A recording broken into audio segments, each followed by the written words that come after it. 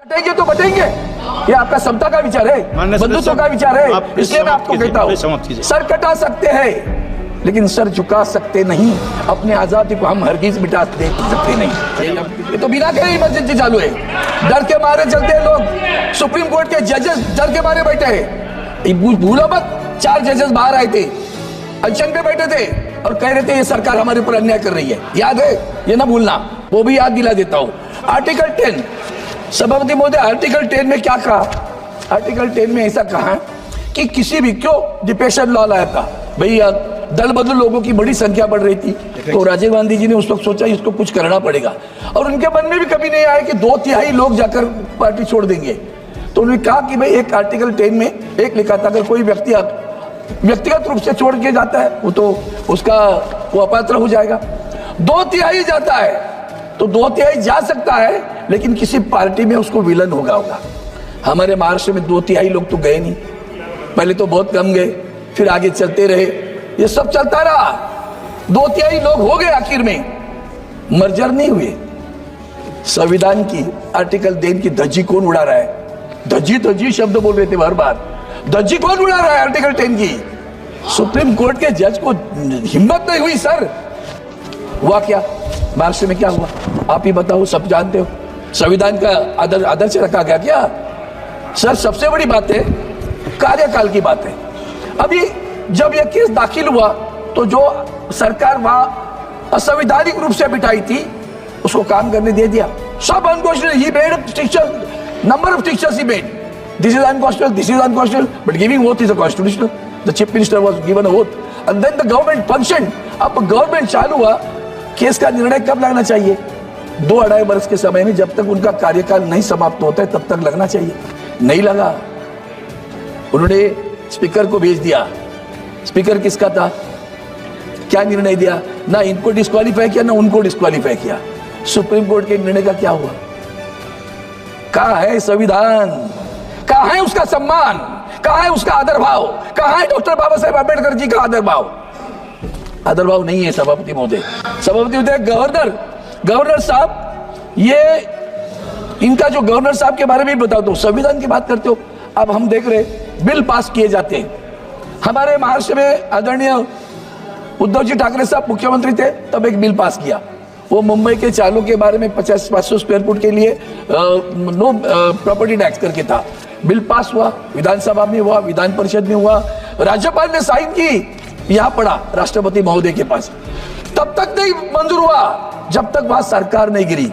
सब जिस दिन उद्धव जी ठाकरे साहब मुख्यमंत्री पद से गए उसके 8 दिन के अंदर महामहिम राष्ट्रपति के अंतिम दिनों में उसके ऊपर स्वाक्षरी हुई। संविधान का सम्मान। शक्ति कायदा कानून पास किया है, शक्ति कानून नारियों के लिए पढ़ा है, अभी भी विधानसभा में पास हुआ, विधान परिषद में पास हुआ, महामहिम राज्यपाल ने स्वाक्षरी की, अब पढ़ा है। यह बिल पास करने के बाद कितने दिन, मतलब कितने महीने राज्यपाल रख सकते? तमिलनाडु के लोग भुगत रहे, वो हम भी भुगत रहे, हमने देखा है। कोई पाबंदी है? मन मर्जी नॉमिनेशन होते 12, जैसे यहां भी होते राज्यसभा में महामहिम राष्ट्रपति के अनुसार 12 लोगों को वहां भी नाम निर्वाचित किए जाते, नामनियुक्त किया जाते। 12 लोगों को नाम दिया गया राज्य की सरकार ने। इस राज्यपाल कहां से बिठा है? कौन बिठाता है राज्यपाल महोदय को? वहां बैठे 12 लोगों की नाम सूची देने के बावजूद भी अंत तक 2.5 वर्ष तक राज्यपाल महोदय ने साइन नहीं की, और अभी 7 लोगों की साइन करके भेजे। ये तुम्हारे संविधान का सम्मान है। सभापति महोदय, मणिपुर की बात, नारी की वंदना हो रही क्या सर? 15 दिन हुए होंगे, 20 दिन। एक आदिवासी महिला को जिंदा जलाया, अत्याचार, पहले अत्याचार किए फिर जिंदा जलाया। अगर वही राज्य कोई दूसरा होता तो क्या होता? राष्ट्रपति का शासन नहीं लगता? शासन लगता ना। 2 मिनट सर, प्लीज, खत्म ही कर रहा हूँ, 2-3 वाक्य नहीं लगता? आज भी हमें दर्द नहीं होता कि महिलाओं पे इतने अत्याचार हो रहे? संविधान का सम्मान, नारी की वंदना। अभी रही हमारे संविधान ने दिया हुआ महापालिका चुनाव।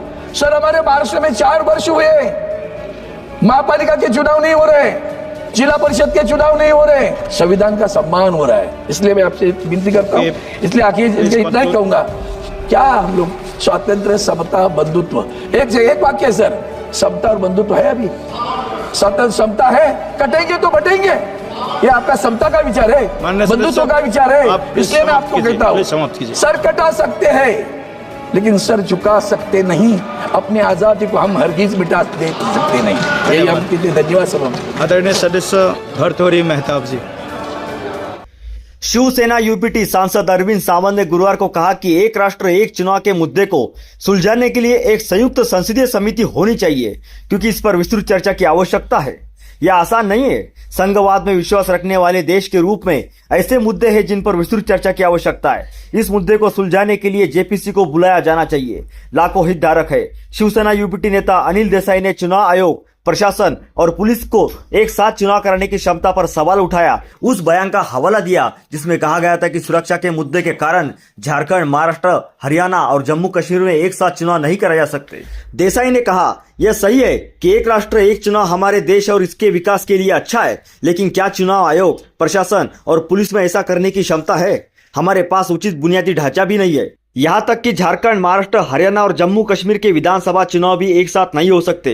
एक राष्ट्र एक चुनाव पर प्रतिक्रिया देते हुए डीएमके सांसद टी शिवा ने कहा कि बिल को संसद में आने दीजिए, विपक्ष उस पर विस्तृत बहस करेगा। उन्होंने कहा, संसद को इसे मंजूरी दे देनी चाहिए, इसे संसद के समक्ष आने दे, हम इस पर विस्तृत चर्चा करेंगे और इसे स्वीकार करेंगे। बेशक वे अपनी शक्ति का इस्तेमाल कर सकते हैं, लेकिन डीएमके को अपनी आपत्तियां है। हमारे पास बहुत सारे सवाल है। गुरुवार को केंद्रीय मंत्रिमंडल ने एक राष्ट्र एक चुनाव विधेयक को मंजूरी दे दी, जिससे संसद में इसे पेश करने का रास्ता साफ हो गया।